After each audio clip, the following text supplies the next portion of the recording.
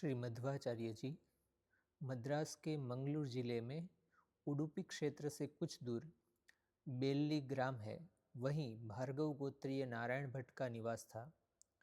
उनकी पत्नी वेदवती को माघ शुक्ल सप्तमी संवत 1295 को एक तेजोमय पुत्र हुआ। पिता ने बालक का नाम वासुदेव रखा। वासुदेव बचपन में बड़े बलवान और रुष्टपुष्ट थे। लोग उन्हें भीम कहा करते थे। बहुत थोड़ी अवस्था में ही उन्होंने शास्त्रों का अध्ययन कर लिया और संन्यास लेने की इच्छा की। उनकी अद्भुत प्रतिभा और योग शक्ति की सिद्धियां देखकर माता पिता ने संन्यास लेने की अनुमति दे दी। 11 वर्ष की अवस्था में वासुदेव ने श्री अच्युत पक्षाचार्य जी से संन्यास की दीक्षा ले ली। उनका संन्यास का नाम पूर्णप्रज्ञ रखा गया। श्री पूर्णप्रज्ञ स्वामी को ही श्री मध्वाचार्य जी कहा जाता है। श्री मध्वाचार्य जी ने तीर्थ यात्रा प्रारंभ की। यात्रा में स्थान स्थान पर शास्त्रार्थ करके उन्होंने भक्ति की स्थापना की। इस यात्रा में ही उन्होंने गीता का भाष्य लिखा।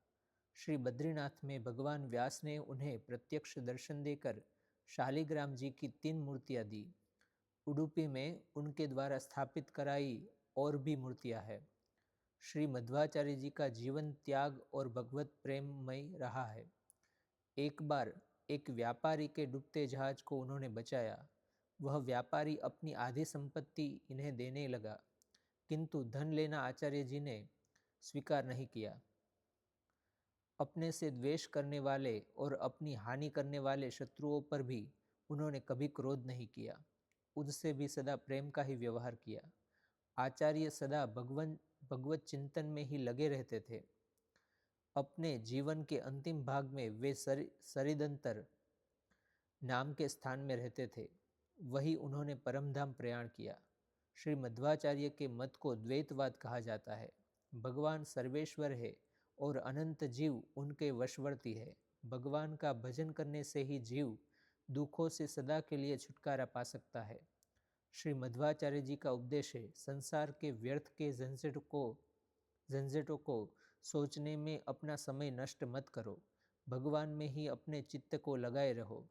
विचार, श्रवण, ध्यान और स्तुति से महान कार्य कोई नहीं है। भगवान के चरण कमलों का स्मरण करने की चेष्टा मात्र से तुम्हारे सब पाप नष्ट हो जाएंगे। भगवान का नित्य स्मरण करना चाहिए, जिससे मृत्यु के समय भी भगवान का स्मरण हो। उस समय भगवान की विस्मृति न हो।